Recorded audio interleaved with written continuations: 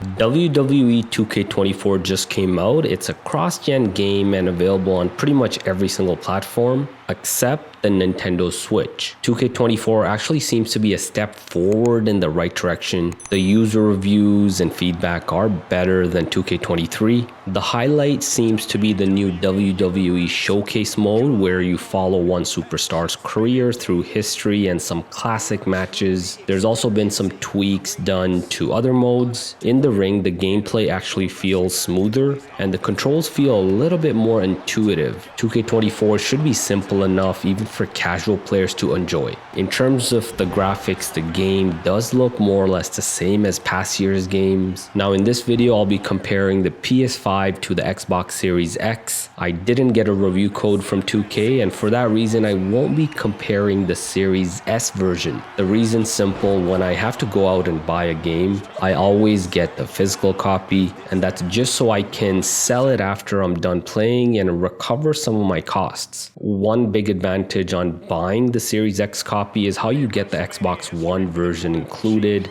That's really the case for all cross-gen games on Xbox. You buy the game once and play it on both your old Xbox One and the new Series X. Even the game saves, your progression, it gets carried over on the cloud. It all just seems so seamless in the Xbox ecosystem. That feature's completely missing between PS4 and PS5. The game save, progression, all of that, you have to do manual transfers and you can't go backwards. So if you already transfer something to PS5, do some progression, you can't transfer back to PS4. But thanks to this feature on the Xbox, I can compare the older generation Xbox One version to the newer generation Xbox Series X version in this video as well. Let's start with the amount of space you'll need. About 73 gigabytes on Xbox One, 85 gigabytes on Series S and X, and 83 gigabytes on PlayStation 5. Loading times are up next. Going from dashboard to the main menu takes about 14 seconds on Series X, 19 seconds on PlayStation 5, and 55 seconds on Xbox One. Next, I set up my match, and starting up that match takes only about 5 seconds on the Series X and PS5,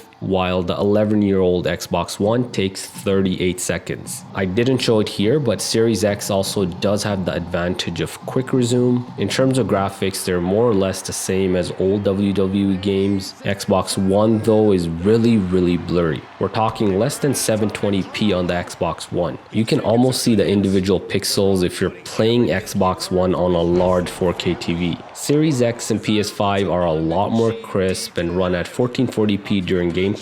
During the cutscenes, the entrances, the Xbox One doesn't look too bad actually. Keep in mind the entrances and cutscenes are 30 FPS on all three consoles including the Series X and PS5. The gameplay though, that is 60 FPS, even on the decade-old Xbox One. So this one-on-one match on Xbox One, you can see it's 60 FPS. The frame rate actually, it's really good. It's pretty much locked to 60 FPS at all times. Now during matches like Royal Rumble where you have so many wrestlers in the ring at the same time, that gameplay frame rate does drop to 30 FPS on Xbox One. On the more powerful Series X and PS5, you don't get that drop. All the gameplay including Royal Rumble matches is 60 FPS. Both the Series X and PS5 hold that 60 FPS really well, and there really aren't any drops. So the game from a polished standpoint is a really good game. It's free of any bugs. The best way to play this game is local co-op. I had a blast playing tag team matches with my son. He's a WWE fan and so am I. The game also does have online modes for those that don't have someone to play with locally. That's really what you need to know about WWE 2K24 on Xbox One versus Series X versus PlayStation 5.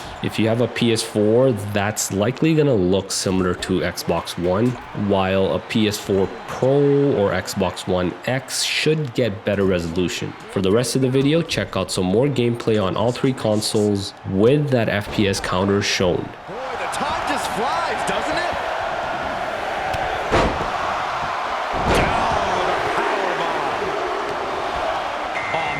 Johnny Gargano is ready to compete in this Royal Rumble.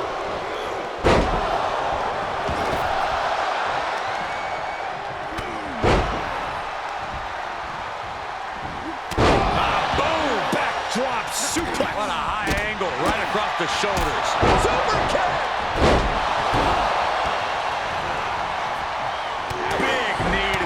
midsection. We're about to get another one. And they were just sent flying on that one. I think I know who it is. That's astute.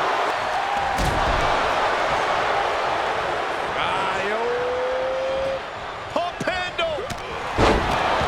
Ooh, stinging kick. Good measure. Mark finding an opening. Has been eliminated.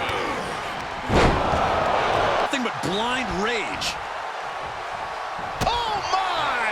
The dominant streak of Reigns getting a bit challenged. That's the kind of ability Wyatt is looking to show tonight. Heading up, he's thinking big. Oh! Diving senton bomb! That was amazing. And that canceled out Reigns' offense. Drop right on their face.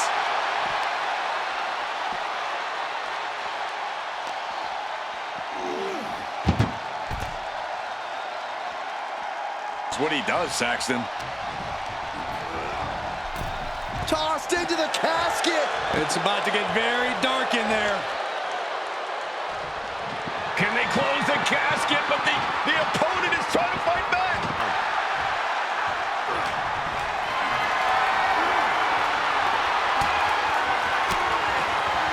Fought off with an elbow. Look at this strength. My goodness. Oof, that can knock you out. And Cena enduring some very effective offense there. They're trading back and forth blows now. Oh, man. He's got him scouted.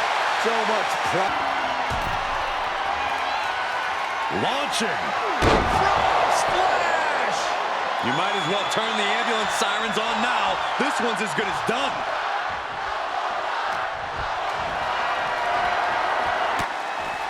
Getting those doors open. Thoughts of winning are popping into this combatant's head. Force the move by throwing an elbow into the midsection.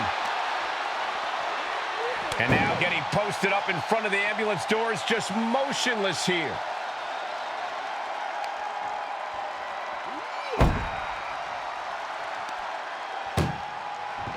Desperately trying to close the first of two doors. Yeah, can they get it done? Halfway there. Top of the ambulance. What's he gonna do now? Nothing about this match has to feel good. But right on top of an ambulance is a whole other world of pain. Kick to the midsection. Setting them up.